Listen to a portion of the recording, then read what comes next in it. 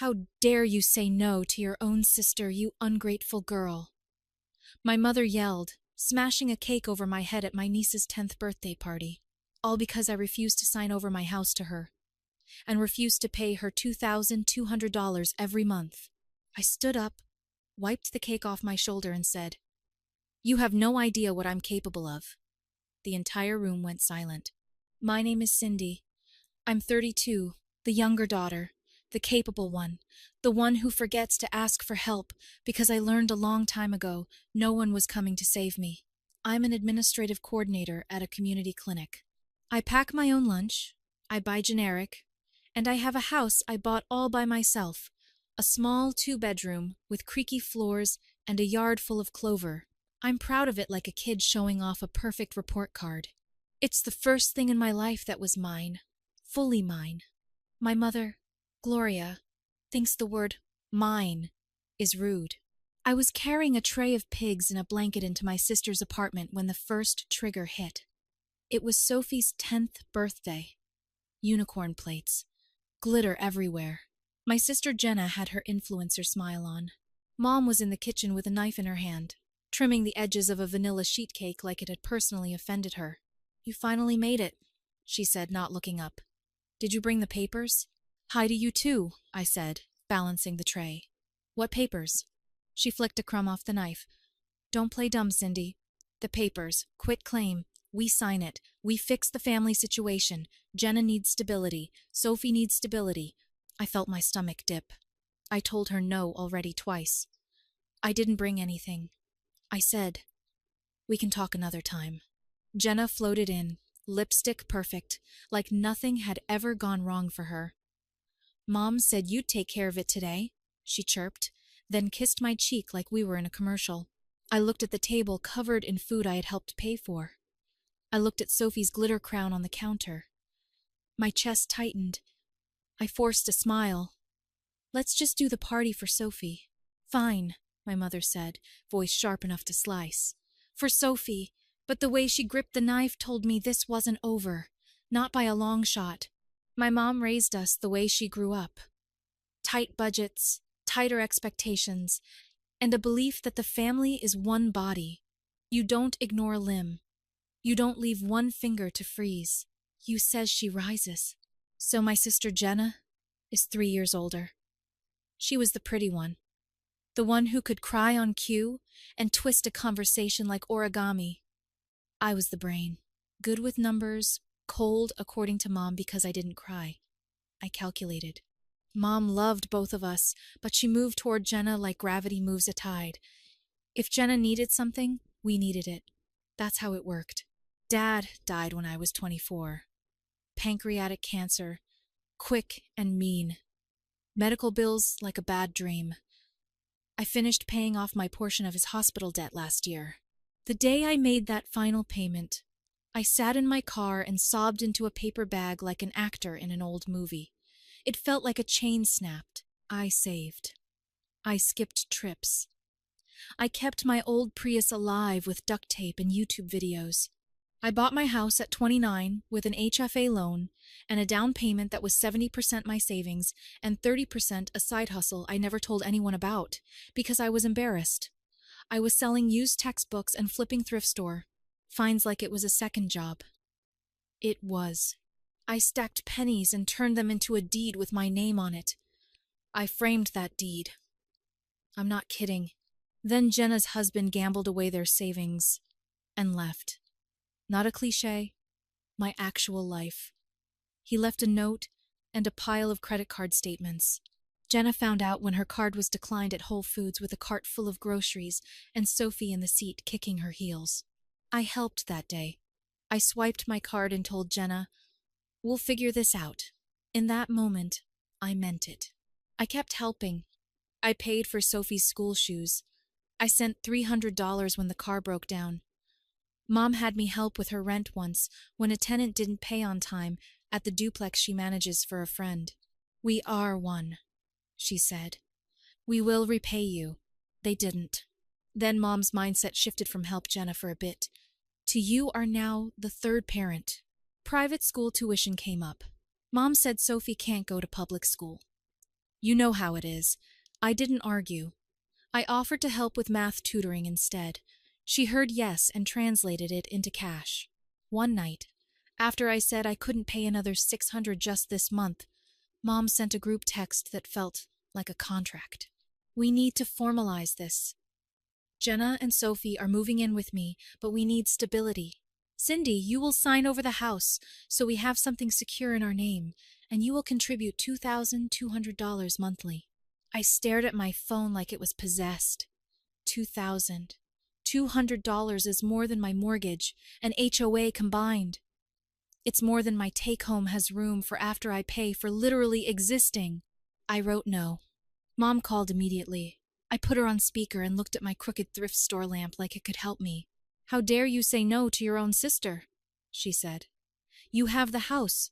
You have the salary. Do you want Sophie homeless? I want Sophie safe, I said. I also want to keep the roof I worked for. I can't sign over my house. I cannot pay $2,200. I'll help with groceries. I'll take Sophie after school, but I can't do this. You are cold, she said softly, like a verdict.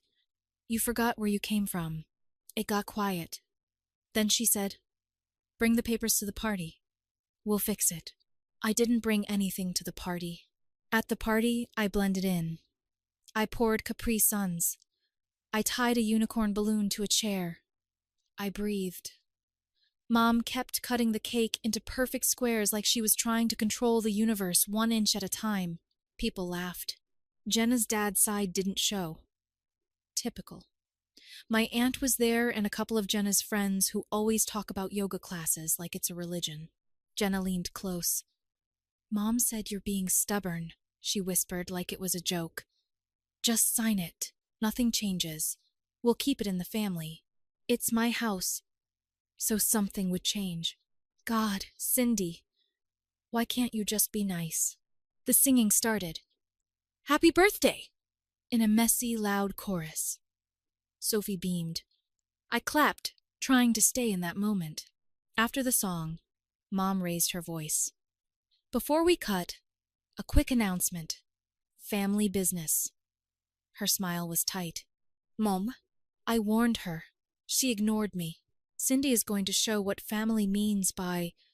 No, I said, not loud. Firm. Mom's smile cracked. The room shifted like a storm arriving. How dare you say no to your own sister, you ungrateful girl? She snapped, and before I could move, she lifted the cake with both hands and smashed it down over my head. Frosting. Silence. Fork stopped midair. I stood there, frosting sliding down my cheek, and heard my own voice come out steady and weirdly calm. You have no idea what I'm capable of. The entire room went silent. I didn't cry. My face itched. Vanilla and sugar dripped down my collarbone. I took the paper towels my aunt handed me and blotted my eyes. I set the ruined plate on the counter. I looked at Sophie first. She was frozen, eyes huge, a paper crown tilted on her head. My heart cracked. I'm going to go, I said to Sophie gently. I'll call you tomorrow. We'll have our own cupcake party. Okay. She nodded slowly, a little robot nod. Jenna reached for her, but Sophie didn't move. I felt a hot bubble of rage and grief and something like clarity. Mom broke her own cake. I didn't do this. No one spoke. The room buzzed with embarrassment. Mom started to sputter, but I walked past her through the glitter and the unicorns and the perfect squares of cake dissolving into a mess. I wiped frosting off the back of my neck and kept walking. In the hallway, Jenna grabbed my elbow. You can't leave like this, she hissed. You started it. I said no. That's all I did. You're dramatic. You always make things about you. I literally do not. I don't make anything about me. That's the problem. I left. I drove home with the window down and frosting drying on my skin like glue. I thought of all the times I sat at kitchen tables and paid bills that weren't mine. I thought of how many times I chose peace and got war anyway. In my driveway, I sat with the car off and the night pressing in. My phone buzzed nonstop. Texts, calls, a family group chat blowing up. I didn't read them. I showered. The water ran white. I watched the frosting swirl down the drain and felt something heavy leave my chest. Then I did what I'm good at. He made a plan. First, I changed my locks. I'd given Mom a spare once when the bathroom flooded. I drove to Home Depot at 8:45 p.m. and installed a new deadbolt with a YouTube video propped on the sink. I put the old key in a drawer and stared at it like it was a relic from a religion I no longer practiced. Second, I froze my credit. I didn't think my mom would open an account in my name. I also didn't think she'd smash cake on my head. I wasn't interested in finding out what new thing I didn't think she was capable of. Third, I emailed HR. I asked them to note on my file that I had a family situation and might have unwanted visitors. I cringed writing it. I hated being a problem, but I needed my job boundaries protected. Fourth, I called a therapist. The soonest appointment was in a week. I took it and put it in my calendar like a doctor visit I couldn't cancel. Finally, at midnight, I wrote a letter in the Notes app. Bullet points. Clear. No. Apologies. I am not signing over my house. I am not paying $2,200 monthly. I will contribute $100 monthly to a $529 for Sophie, deposited directly, not to Mom or Jenna. I will continue to be in Sophie's life if there is no money talk in front of her. I will not discuss my finances with you. Any threats, harassment, or unannounced visits will end contact for a minimum of 60 days. If you need help finding resources, legal aid, school programs, jobs, I will send links, not cash. I went to bed and slept like my body had been carrying weight for 10 years and finally put it down. The next morning, I sent the letter to Mom and Jenna. I removed myself from the family group chat. Mom called. I let it go to voicemail. Her message was all ice and sugar. I can't believe you, Cindy. After all I did, after all we did as a family, you will regret this, Jenna texted. So, you're done with us? Cool. Blocked. 2 hours later, Aunt Maria called. I saw the cake, she said, voice cracking. I'm not going to pretend that was okay. I sat on my stoop with a mug of coffee. Thank you, I said. My chest loosened. Days passed, then weeks. At work, I answered phones and scheduled patients, and felt an ache every time a mom and daughter came in together laughing. At home, I planted herbs in small pots and put up shelves by myself. It felt both good and lonely. Boundaries are quiet. No one celebrates them for you. Sophie sent me a Roblox friend request. I accepted. We played quietly for an hour on a Tuesday, building blocky houses and running through virtual fields. She typed, "Are you mad at Mom?" I typed, "I love you very much." Adults are figuring things out. Meanwhile, Mom sent a long email with the subject line, "Family Settlement." She attached a spreadsheet with expenses, private school, car, phone plans, gas, groceries. She wrote, "We need $2,200 to make this fair. You have a house. It is selfish to hoard." I replied with my own spreadsheet. Income after tax, $4,180 a month. Mortgage, $1,580 a month. Hoa, 120. Utilities, $210. Insurance, $145. Car, $260. Gas, $90. Food, $300. Student loan, $180. $3. Therapy, $120.